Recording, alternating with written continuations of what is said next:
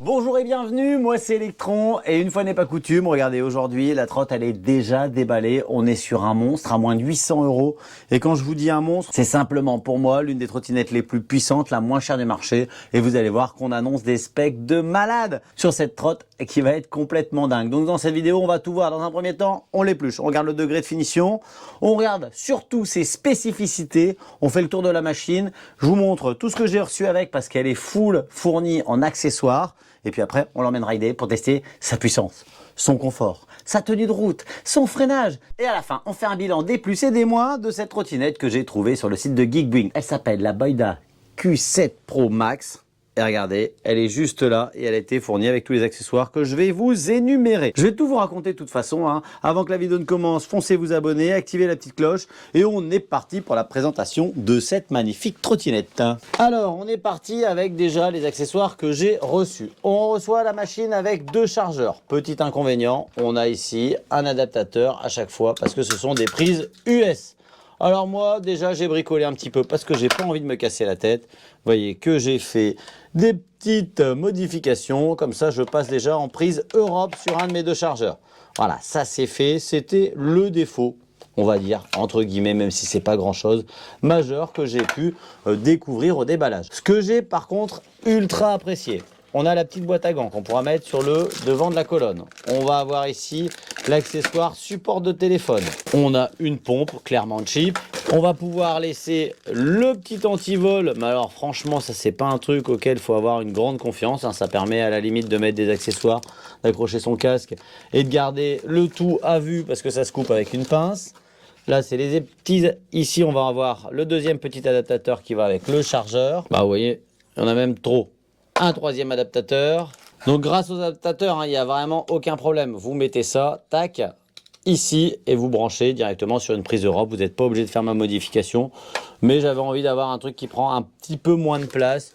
Et surtout, bah, j'avais le matériel pour le faire. Donc ça m'a occupé 5 minutes.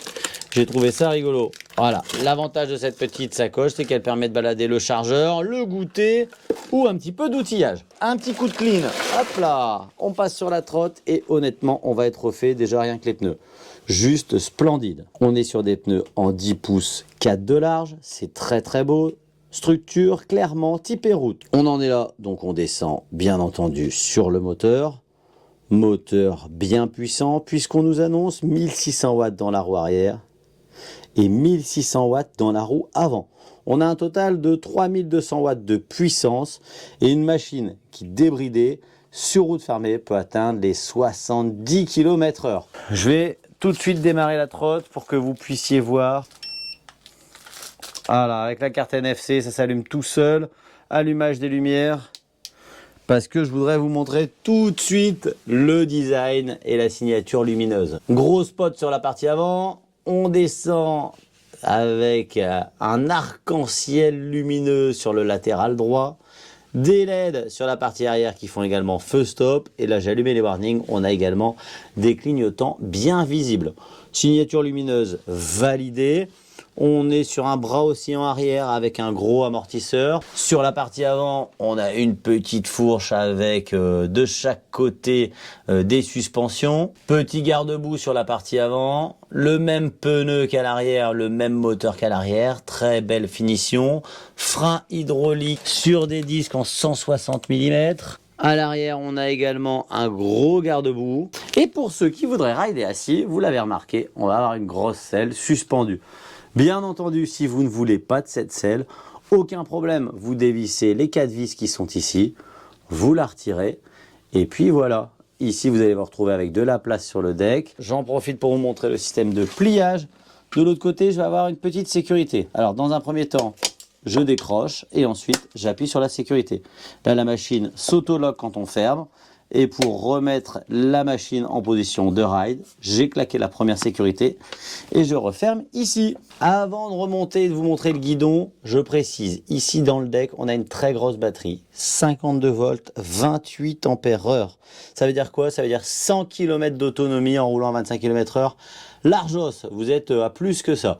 Si vous roulez comme un cochon, vous serez aux alentours des 50 km sur route privée en roulant à fond avec cette petite machine diabolique. Je passe au cockpit. On a un très beau compteur, très lisible, qui va nous informer de la vitesse instantanée, du kilométrage total, du temps d'utilisation, du mode engagé. Là, je vais avoir des petites cartes NFC pour l'allumage de la machine.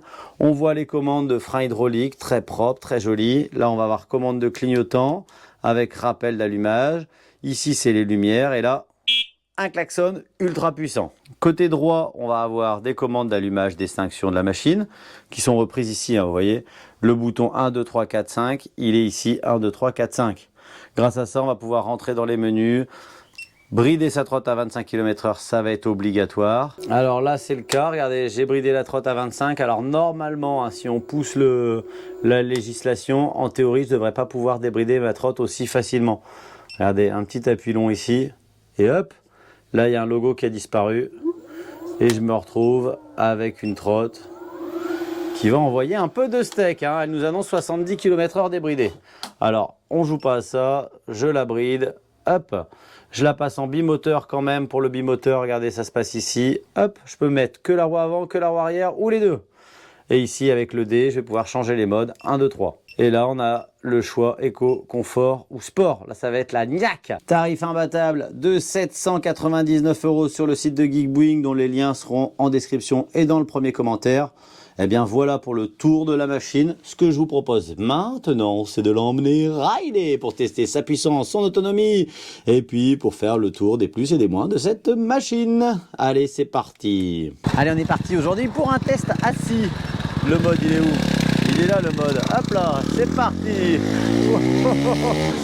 Ouais, pour le bruit, on est en train de suivre une moto. Je sais pas si c'est une 50 ou une 125, mais on a plus d'agressivité. C'est une petite 125. Et ben au démarrage, on aurait pu largement la cramer. Bref, je suis assis confortablement sur cette trotte. Il n'y a pas de bruit parasite. Si ça claque un petit peu, c'est parce que j'ai laissé le porte-clés pendre là devant. Il faudrait que je le retire pour pas vous embêter avec ce bruit. On verra bien. La conduite, elle est pas mal. Mon compteur, bien là, positionné devant moi. Je peux régler la hauteur de guidon, hein, donc je peux m'asseoir un petit peu comme je veux. Par contre, au niveau de la poignée, c'est un peu... on-off, hein. Ça envoie du steak direct. Allez, c'est parti, gaz, et je suis à 25 km/h. Ah, franchement, elle envoie du lourd. Hein. Alors, on a 3200 watts et ça se sent. Alors, la position de conduite, on est sur une trotte qui est quand même plutôt légère. Après, là, j'ai peut-être le guidon un petit peu haut pour avoir une bonne position de roue assis. Voilà, là, j'ai descendu le guidon. Ouais, je suis sur une petite mobilette entre la mob et le petit truc, comment ça s'appelle là déjà? Tiens, mettez-moi en commentaire là, la petite moto avec des grosses roues. Et ben c'est un peu ça la conduite, avec beaucoup plus de nervosité. En mode débridé, on a une vitesse de pointe qui avoisine les 70 km/h. Ça marche très bien. Au niveau des suspensions, c'est rigide, mais là je suis assis sur la selle. Donc en fait la selle elle est déjà sur un bras suspendu, plus l'amortisseur arrière et la fourche suspendue à l'avant. En plus on a des gros pneus, honnêtement c'est confortable. Là je prends des bosses, il n'y a rien qui se passe. Je vais pas vous faire de test en montée tellement elle arrache la machine, hein. Regardez. Waouh, elle freine fort aussi. Démarrage, ça patine et c'est parti, 25 km/h. Freinage. Wouhou.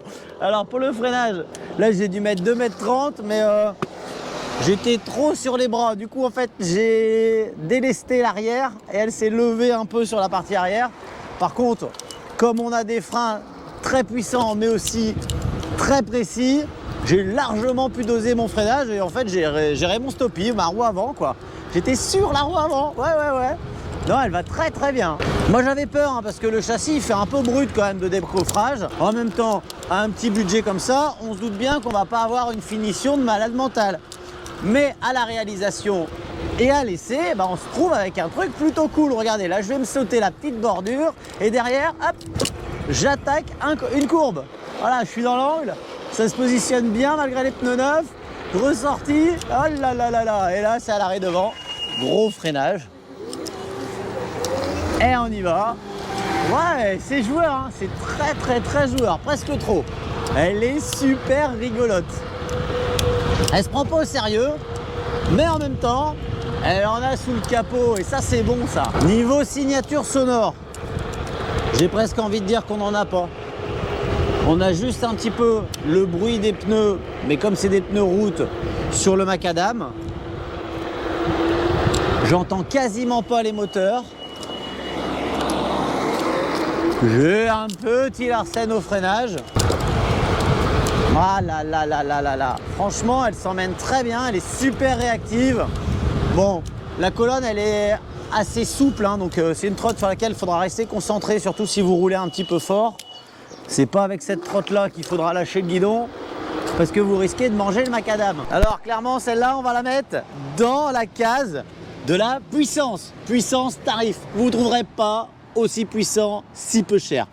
C'est la bombe. La bombe, le dragster, voilà. La Q7 Pro Max, elle est à seulement 729 € en ce moment. Ouais, pour une trottinette électrique de 3200 watts avec une grosse batterie de dingue. Et à ce prix-là, eh bien, on se prive de rien. Gros pneus, gros moteur, grosse autonomie. D'ailleurs, en parlant d'autonomie, ça sera une quarantaine de kilomètres en roulant comme un cochon, une centaine en roulant à 25.